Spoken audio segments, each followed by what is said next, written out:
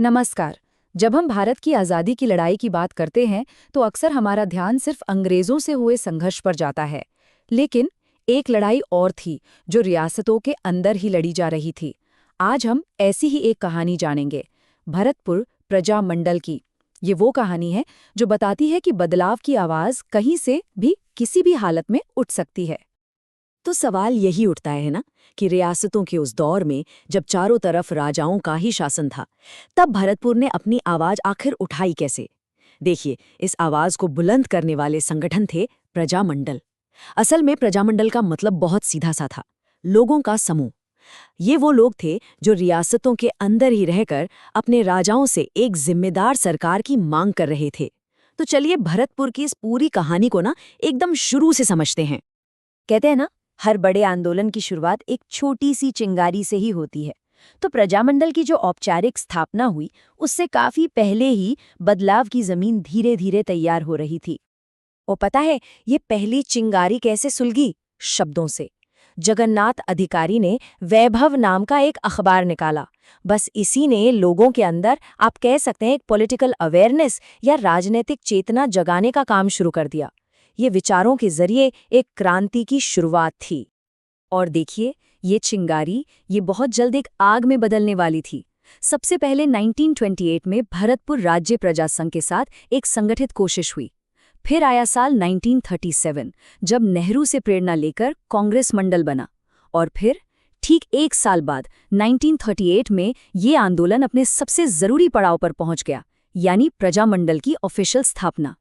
तो चलिए अब इस आंदोलन के सबसे अहम मोड़ पर चलते हैं, जब प्रजामंडल की औपचारिक स्थापना हुई। तो मार्च 1938 में, और यहाँ एक दिलचस्प बात है, इसकी स्थापना भरतपुर में नहीं बल्कि भरतपुर से बाहर रेवाड़ी शहर में हुई। यहीं पर भरतपुर राज्य प्रजामंडल का जन्म हुआ। और ये वाकई एक ऐतिहासिक पल था जिसने बिखरी हुई आवाजों को एक साथ लाकर एक मजबूत ताकत में बदल दिया। अब देखिए, किसी भी आंदोलन को एक अच्छे नेतृत्व की जरूरत तो होती ही है। तो यहाँ पर अध्यक्ष पद की जिम्मेदारी संभाली गोपीलाल यादव ने, और उनके साथ वाइस प्रेसिडेंट यानी उपाध्यक्ष के तौर पर जुड़े देशराज जी। इन्हीं दोनों के नेतृत्व में आंदोलन ने अपनी सही राह पकड़ी। स्थापना तो हो गई, इसके बाद प्रजा परिषद का पहला सम्मेलन हुआ भरतपुर में ही, और इसकी अध्यक्षता की जय नारायण व्यास ने। इस सम्मेलन ने, समझिए कि आंदोलन की आग को और हवा दे दी, और बहुत बड़ी संख्या में लोग इससे जुड़ने लगे। अक्सर जब हम इतिहास पढ़ते हैं तो पुरुषों की भूमिका पर ही ज्यादा ध्यान दिया जाता है, लेकिन एक बात साफ है, भरतपुर का ये आंदोलन महिलाओं की भागीदारी के बिना बिल्कुल अधूरा था। और ये सिर्फ कहने की बात नहीं थी। महिलाओं की भागीदारी को ऑर्गेनाइज करने के लिए बाकायदा एक अलग महिला सभा बनाई गई, और इसकी अध्यक्षता की जिम्मेदारी संभाली सरस्वती बोहरा ने। ये उस जमाने में एक बहुत ही बड़ा और जरूरी कदम था। लेकिन सरस्वती बोहरा अकेली नहीं थीं। उनके साथ थीं राजेश्वरी देवी, धर्मावती, बृजरानी और रामा रानी। और भी कई साहसी महिलाएं खड़ी हुईं।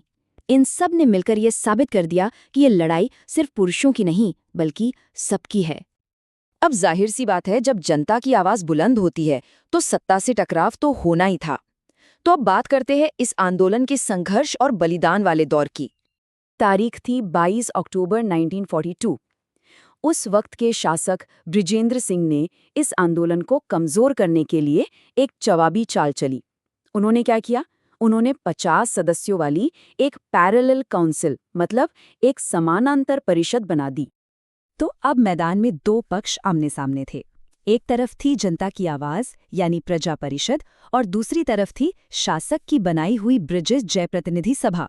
ये सत्ता और जनता के बीच का एक सीधा टकराव था। मामले में तनाव तब और ज्यादा बढ़ गया जब उस वक्त के वाइसरॉय लॉर्ड लिनलिथ और बीकानेर के महाराजा शार्दुल सिंह भरतपुर आए। उनके इस दौरे के खिलाफ एक जोरदार विरोध प्रदर्शन किया गया। और इसी विरोध प्रदर्शन के दौरान एक बहुत ही दुखद और दर्दनाक घटना हुई। आंदोलन के एक कार्यकर्ता थे रमेश स्वामी, उन्हें एक बस से कुचल दिया गया। इस घटना ने रमेश स्वामी को शहीद बना दिया। देखिए, शहादत का मतलब ही यही होता है, किसी बड़े मकसद के लिए अपनी जान दे देना। और ये बलिदान उस इंसान को पूरे आंदोलन का एक बहुत शक्तिशाली प्रतीक बना देता है। और ये घटना हमें एक बहुत गहरे सवाल पर लाके छोड़ देती है कि कैसे सिर्फ एक इंसान का बलिदान पूरे आंदोलन की दिशा और उसकी भावना को बदल कर रख सकता है। ये एक ऐसा सवाल है जो शायद आज भी उतना ही मायने रखता है।